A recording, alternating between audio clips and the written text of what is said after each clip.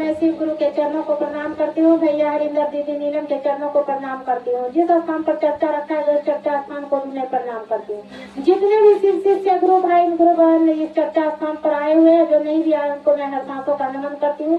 धरती आकाश पताल तीनों लोग को प्रणाम करती हूँ। मेरा प्रणाम स्वीकारो स्वीकारो। हारा हारा महादेव, दया करो गुरुदेव, माता भवानी की जय, मैया महारानी की जय।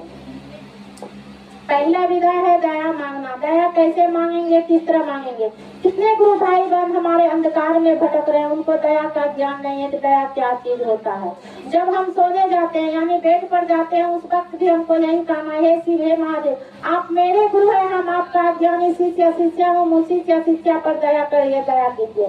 और जब हम बेड को छोड़ते हैं यानी सो के उठते हैं, उस वक्त भी हमको यही कहना है, हे शिव हे महादेव, आप मेरे गुरु हैं, हम आपका ज्ञानी शिष्य शिष्या हूँ, मुझ शिष्य शिष्या पर दया कीजिए, दया कीजिए। अब तक तो आप महादेव सबों के थे, जब तक आप मेरे नहीं होंगे तब तक हम कैसे जानेंगे?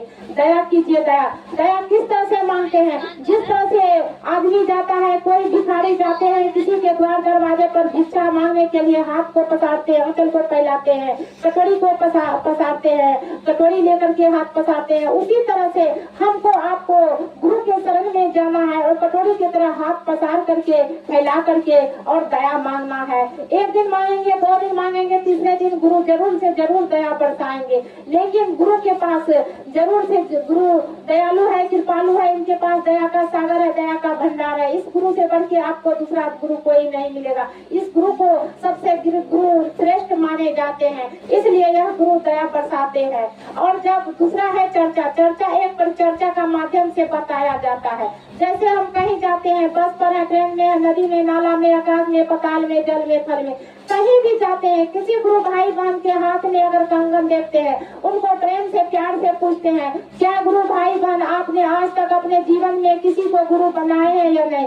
गुरु तो हमारे बहुत है। जिस तरह की सुंदरता का अंत नहीं, पढ़ाई का अंत नहीं, दुनिया का अंत नहीं, उसी तरह से मेरा गुरु का अंत नहीं है। अगर गुरु नहीं बनाए हैं तो शिव का शिष्य बन जाइए, इसमें कोई शर्त बंधन नहीं है, कोई खर्च नहीं होता है। आपका मन होता है 1000, 2000, 5000, 10,000 रुपया खर्च कर सकते हैं, नहीं तो 1 लोटा जल से भी शिव का गुणगान, शिव का कथा, शिव का चर्चा आप कर सकते हैं। जैसे हम लोग बाबा धाम जाते हैं, क्या लेकर के जाते हैं?